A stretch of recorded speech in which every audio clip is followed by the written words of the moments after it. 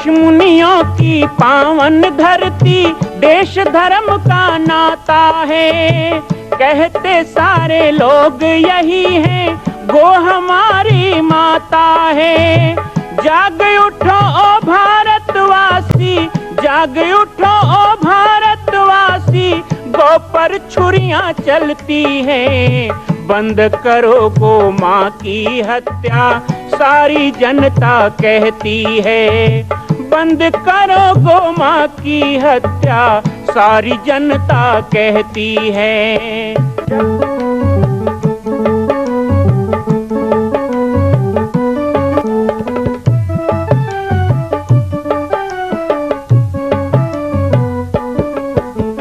जगह जगह पर बूचड़ खाना, लाखों गौएं कटती हैं। किसे सुनाए व्यथा हमारी, नैना नीर बहाती हैं। रक्षा करना गौ माता की, रक्षा करना गौ माता की, गीता ज्ञान सिखाती है। बंद करो गो माँ की हत्या, सारी जनता कहती है। बंद करो गो माँ की हत्या, सारी जनता कहती है।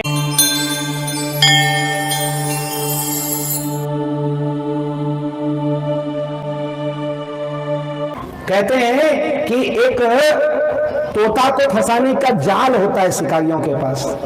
कोई जल्दी करें, तोता को फंसाने का जाल होता है और होता कुछ नहीं है। एक पोली बांस की नली होती है और वो पोली बांस की नली को रस्सी में डाल करके शिकारी पेड़ पे लटका देता है, पेड़ पे लटका देता है। और जब तोता उसमें आके बैठता है ना, तो वो पोली नली होती है लकड़ी की, और वो रस्सी में गुथा होता है, एक मोटे रस्सी में। जैसे ही बैठता है तोता उल्टा लटक जाता है, लेकिन गिर ना जाऊं कह के और जोर से पकड़ लेता है वो लकड़ी को, और सोचता क्या है, मैं फंस गया। फंसा वसा नहीं है ना, वो गिर ना जाऊं कह के जोर से पकड़ लिया और वो उल्टा लटक गया। और इस तरह वो सोचता है मैं फंस गया, शिकारी ने मुझे फंसा लिया। उधर से एक संत जा रहे थे, उन्होंने बहुत सारे तोता को उल्टा लटके हुए देखा, तो कहा भाई क्या कर रहे हो, कोई योगासन कर रहे हो क्या? बोले नहीं नहीं बाबा जी, आपको हंसी आ रही है, हम फंस गए, देखते नहीं हो। बाबा जी ने कहा मुझे तो तुम नहीं दिखते फंसे जैसे। बोले नहीं नहीं हम फंस गए हैं, देखो शिकारी ने फंसा लिया। बाबा जी ने कहा कहाँ फंसे हो, तुमने ही उसको पकड़ रखा है, उसे छोड़ोगे तो अपने आप मुक्त हो जाओगे। तो एक तोता ने पैर छोड़ दिया तो वो उड़ने लग गया, लेकिन दूसरे ने डर के मारे नहीं छोड़ा, छोड़ूंगा तो गिर जाऊंगा, तो फंसा रह गया और शिकारी ले गया। ऐसी ही कुछ स्थिति हम लोगों की है। हम सोचते हैं कि हम इसके बिना नहीं जी सकते, उसके बिना नहीं जी सकते, और यही सोच सोच करके शराब पीने लग गए, नशा करने लग गए, बीड़ी सिगरेट तंबाकू गुटखा खाने लग गए। मैं इसके बिना नहीं जी सकता, मैं उसके बिना नहीं जी सकता, और इतना ही नहीं मांसाहार करने लग गए कि मैं तो मांस मटन के बिना नहीं जी सकता, ये तो मेरी लत है, ये तो मेरी आदत। फिर संत लोगों ने कितना बताया, ज्ञान कितना बताया, भागवत ने बताया, रामायण ने बताया, अहिंसा परमो धर्मः कहा, लेकिन नहीं माने। फिर हम सोचते हैं ये तो हमारी आदत हो गई है, हम नहीं छोड़ सकते। अरे ये तुम्हारी इच्छा शक्ति के ऊपर है। आज कितने दिन तक लोगों ने शराब नहीं पिया, दुकानें बंद हो गई। कितने दिन तक लोगों ने दुकानें बंद हो गई तो सब बंद कर दिया।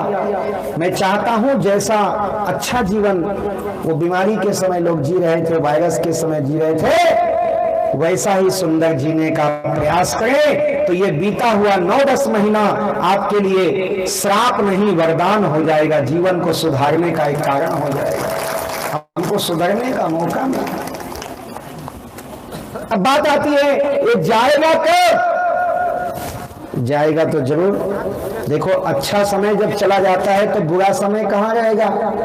अच्छा समय भी तो नहीं रहता, कोई भी समय नहीं रहता। जो आया है वो जाएगा, तो जो बुरा समय आया है वो भी जाएगा, धीरे धीरे जा रहा है। अब मैं तो आज टोया गोंदी में निकला हूं, आके देखता हूं तो ऐसा लगता है कोरोना कहीं है ही नहीं है। कको मुंह तो पानी लगेगी। 2 गज की दूरी, मोदी भेजना पड़ेगा फोटो खींच के। 2 गज की दूरी ये है जरूरी, लेकिन यहाँ तो नहीं दिखता मजबूरी, सब चिपक चिपक के बैठे। मैं बस बैठा हूँ 2 गज की दूरी में। तो भगवान की बड़ी कृपा है कि आप लोगों के चेहरे में मुस्कान है, नहीं तो 8-9 महीने से तो हंसता हुआ आदमी देखना मुश्किल हो गया था, क्योंकि आदमी हंस रहा है कि रो रहा है पता ही नहीं चलता, मुंह बंद है क्या पता चलेगा। अब दिखता तो है चेहरे खुशी से खिले हुए। ऐसे ही प्रसन्न रहे। ये 2021 जो आया है वो अच्छा रहे आप लोगों के लिए। और आने वाला हिंदू नववर्ष जो चैत्र महीने से शुरू होगा, हिंदू नववर्ष का ये जो प्रमादी नाम संवत्सर है, ये प्रमादी नाम संवत्सर समाप्त होगा और नया आने वाला जो संवत्सर है बड़ा सुखी रहे।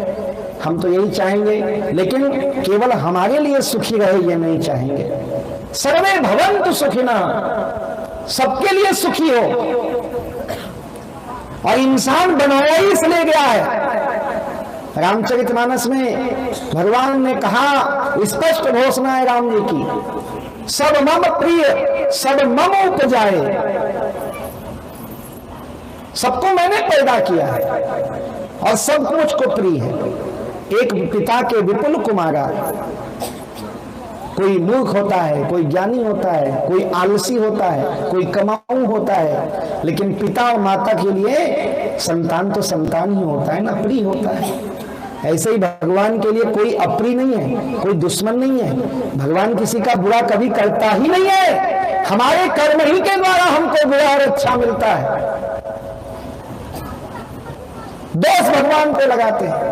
काल ही कर्म ही ईश्वर ही मिथ्या दोष लगाई, और शोकृत निंदक मंदमती आत्महन गति जाई। तो इसलिए हर समय के साथ हर परिस्थिति में हमें शिक्षा लेनी चाहिए। तो इस विपरीत परिस्थिति में बीते हुए कुछ दिनों ने हमको एक अच्छी शिक्षा दी है, और आगे के लिए भी अच्छी शिक्षा पूरे विश्व को मिल गई है। पूरे संसार को एक शिक्षा मिली है कि अपने हद में रहो, अति सर्वत्र वर्गते। अति करोगे तो नाश को ही प्राप्त होगे। तो नाश से बचना है तो सुंदर शाकाहार जीवन जीना, नशा व्यसन से दूर रह के जीना, सादा जीवन और उच्च विचार। तो उच्च विचार कौन सा होगा? उच्च विचार यही होना चाहिए कि मैं सुख से रहूं, ऐसा नहीं, मेरे कारण सब लोग सुख से रहें। क्योंकि मेरे कारण दूसरों को सुख मिलेगा तो मैं अपने आप सुखी हो जाऊंगा। हमारी यहाँ की परंपरा है, हम दूसरों को भोजन कराते हैं ना तो ऐसा लगता है कि हमारा पेट भर गया। हम सबकी संस्कृति है। तो दूसरों को सुख देने का प्रयास करना, मेरे द्वारा किसी को दुख ना मिले, मेरे कारण किसी को कष्ट ना मिले, मेरे कारण किसी को पीड़ा ना हो, मेरे कारण किसी का हिंसा ना हो, मेरे कारण किसी का नाश ना हो। हे परमात्मा, मुझे इस प्रकार की सद्बुद्धि दो। ऐसी प्रार्थना हमको इस कोरोना काल से मिलना चाहिए। और ये एक दिन धीरे धीरे, अब तो ऐसे लगभग समाप्त हो ही गया है। अब लोग कह रहे हैं भाई दवाई आ गई, हमने तो देखा नहीं है दवाई इसका कैसा होता है, और भगवान दिखाने का मौका भी मत दे, जरूरत भी नहीं है। लेकिन मैं चाहूंगा कि यह जो बीमारी जब जाए यहाँ से, इस देश से, तो हम सभी लोग एक नया जीवन की शुरुआत करें, एक नए संकल्प और नए सृजन के साथ शुरुआत करें, तो बड़ा आनंद आएगा, जीवन बड़ा अच्छा लगेगा, पुलकित प्रफुल्लित लगेगा। ये तो हो गई पहली बात। दूसरी बात, एक संदेश है। अभी हम सब यहाँ पर रामायण सुन रहे थे और सुनते ही हैं, गांव गांव में रामायण की मंडली है, रामचरितमानस का पाठ होता है, बड़ा अच्छा लगता है। पहले तो रामायण की इतनी मंडली नहीं होती थी, बस गांव में होता था, कुछ 2-4 लोग गा लेते थे, छठी वट्ठी में बुला लेते थे, रामायण हो जाता था। लेकिन अब बड़े बड़े कार्यक्रम होने लग गए हैं, रामचरितमानस के आयोजन होने लग गए हैं, रामायण सम्मेलन होने लग गया है। अब इतने ज्यादा रामायण मंडली हो गई है कि हमको देखना पड़ता है कौन ज्यादा है कौन कम है, तो प्रतियोगिता भी होने लग गई है ना। रामायण प्रतियोगिता बोलते हैं, निर्णायक आते हैं, तो ये सब कुछ होने लग गया है। गांव गांव में पहले इतना नहीं होता था। तो रामचरितमानस में हम राम जी की कथा सुनते हैं, राम जी का चरित्र सुनते हैं, राम जन्म सुनते हैं, लेकिन भारत में पहली बार वो समय आया है, विश्व के लिए बड़े प्रसन्नता का विषय है, भारत के लिए बड़े गर्व का विषय है, और हम राम राम कहने वालों के लिए बड़े हर्ष का विषय है कि अयोध्या में श्री राम जन्मभूमि पर श्री राम लला का भव्य मंदिर का निर्माण प्रारंभ हो चुका है, बहुत जल्दी बनके तैयार होने लगा। हम लोग ने बहुत सोचा, तो ये विषय है और ये बहुत बड़ा विषय हमको जानना होगा, समझना होगा, क्योंकि आज कई लोग भ्रांति फैला रहे हैं। छत्तीसगढ़ प्रदेश का प्रदेश संयोजक मुझे बनाया गया है। ये 29 जिले में जो राम जन्मभूमि अयोध्या के निर्माण के लिए पैसे का संकलन हो रहा है, घर घर में लोग जाकर के लोगों को बता रहे हैं कि राम मंदिर बनेगा, झोली फैला रहे हैं, प्रभात फेरी निकल रही है, शोभा यात्रा हो रही है, महाआरती हो रही है, कीर्तन हो रहा है, जन जन को जोड़ा जा रहा है, घर घर तक राम जी के मंदिर का कैसा स्वरूप होगा वो फोटो पहुंचाया जा रहा है। क्यों? इसको समझना होगा, नहीं तो भटकाने वाले बहुत आते हैं। अभी कुछ लोग कह रहे हैं कि अरे ये राम मंदिर के नाम में लोग चंदा मांग रहे हैं। ये कोई जामरी पाटेश्वर बनने वाला कौशल्या मंदिर नहीं है कि जिसके लिए सदस्य बनाना पड़ेगा, सहयोग मांगना पड़ेगा। ये अयोध्या का राम मंदिर है। अयोध्या के राम मंदिर में जितना पैसा लगेगा उतना तो वहां पहले से जमा है। आप बताओ, समुद्र बांधने के लिए राम जी के पास क्या ताकत की कमी थी क्या? राम जी चाहते तो एक बाण से समुद्र को सोख लेते, लेकिन राम जी ने ऐसा किया क्या? नहीं किया। क्योंकि राम जी ऐसा कर लेते तो सेतुबंध की कहानी ना लिखी जाती, और सेतुबंध की कहानी ना लिखी जाती तो उस गिलहरी को कोई याद नहीं करता, गिलहरी की सेवा अमर नहीं होती। एक गिलहरी को भी मौका मिले, बानर भालू को मौका मिले, कोई 2 किलो उठाने लायक है, कोई 2 क्विंटल उठाने लायक है, बजरंगबली तो सीधा पहाड़ी को उठा के ले आते हैं। एक बार बिहार समस्तीपुर के पास मेरा कार्यक्रम था, तो वहां पे मैं देखा कि बड़ा ऊंचा नीचा जगह था, कहीं बड़ा गड्ढा खाई तो कहीं विचित्र विचित्र जगह दिखता था। तो ऐसे हमने पूछा कि भाई यहाँ का जमीन बड़ा विचित्र है। बोले हाँ, जब सेतु बंद हुआ ना तो बजरंगबली इधर से ही पहाड़ ले गए थे, इसलिए जगह जगह बड़े बड़े गड्ढे हो गए। बात समझ में भी आता है, इतना सारा पहाड़ उखाड़ के ले गए तो गया कहाँ?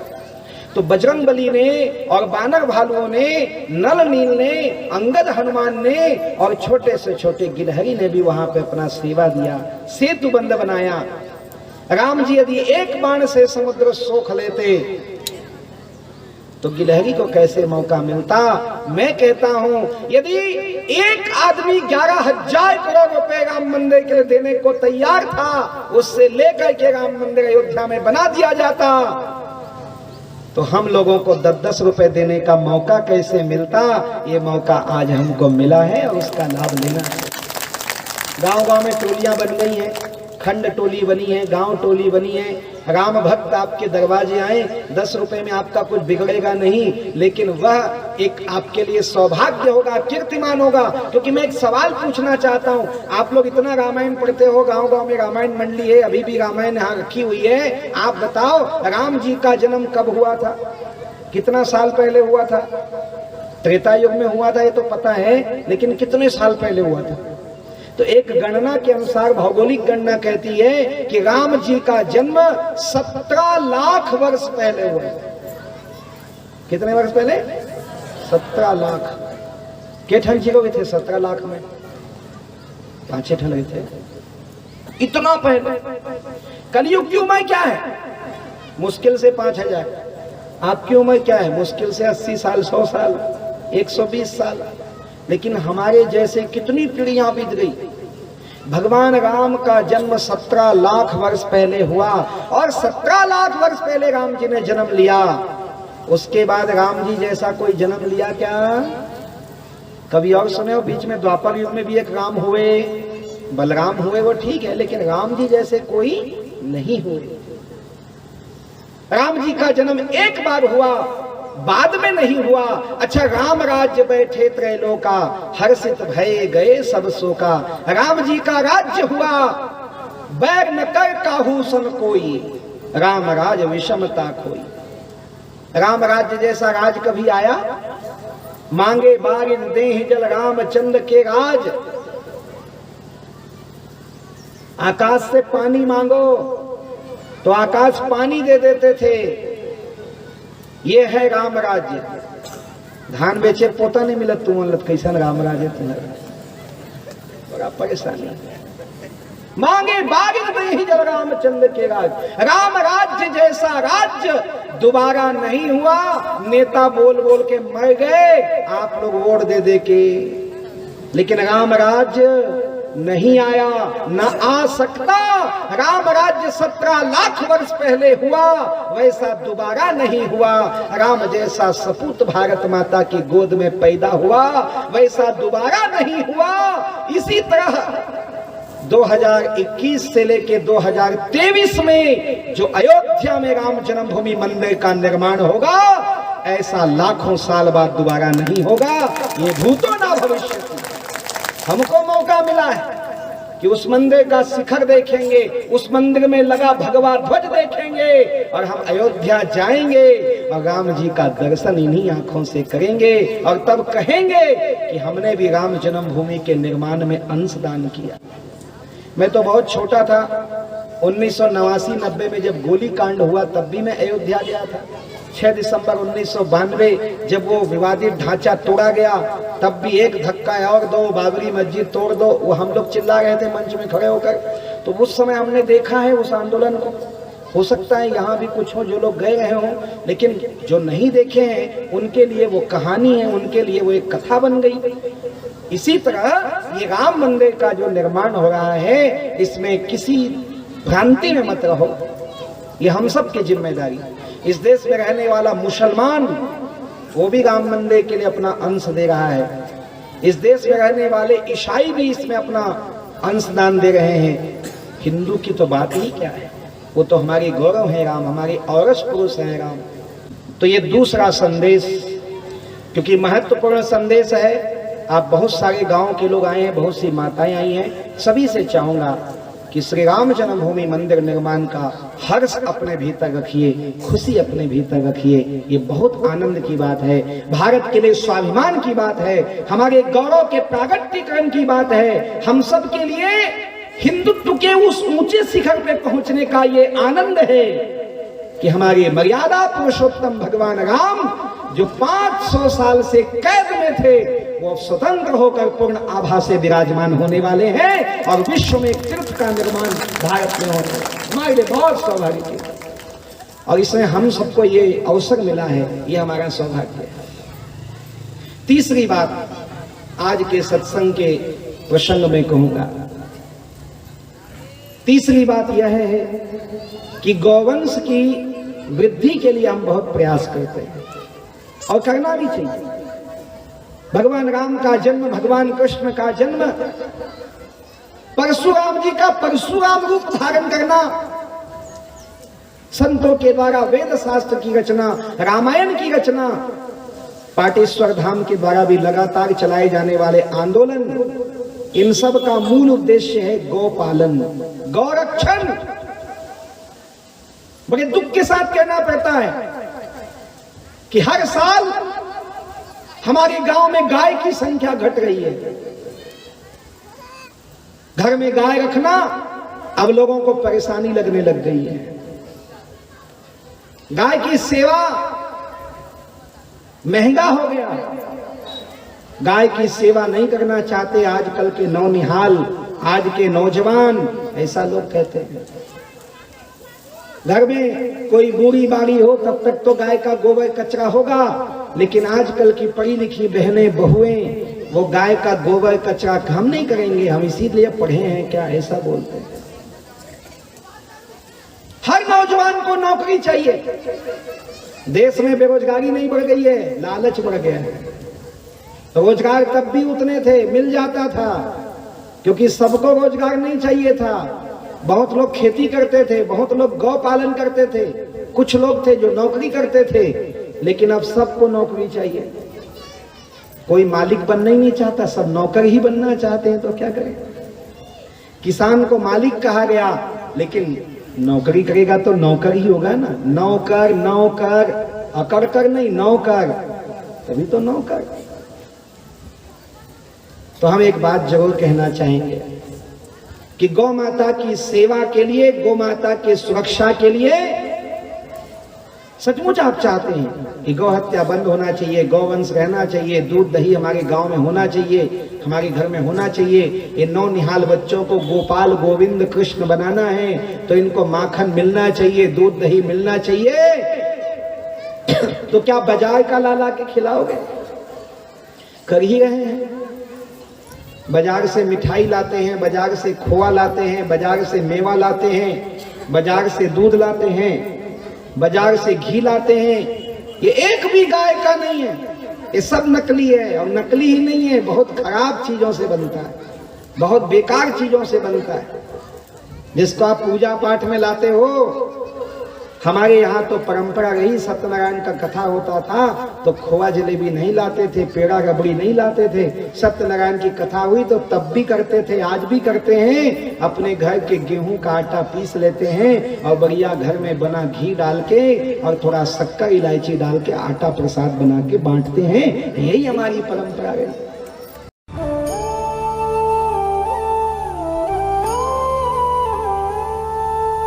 मां कौशल्या की पावन जन्मभूमि छत्तीसगढ़ प्रांत में बालोद जिला में स्थित है श्री सर्वसिद्ध शक्तिपीठ जामड़ी पाटेश्वर धाम। परम पूज्य सद्गुरुदेव राजयोगी बाबा जी की तपस्थली श्री पाटेश्वर धाम और विश्व के अद्वितीय मां कौशल्या जन्मभूमि मंदिर निर्माण का दर्शन करने और इसी प्रकार समसामयिक विषयों पर अपना ज्ञान वर्धन करने के लिए और 10,000 गायों के लिए बनने वाले श्री हनुमान नंदीशाला गो अभ्यारण्य का समाचार प्राप्त करने के लिए आप सभी देखते रहें YouTube चैनल पर राम बालक दास, और हमारे चैनल को आप सभी सब्सक्राइब करें, घंटी का बटन दबाएं ताकि आप सूचनाओं से जुड़े रह सकें। जय श्री राम, जय गौ माता, जय गोपाल।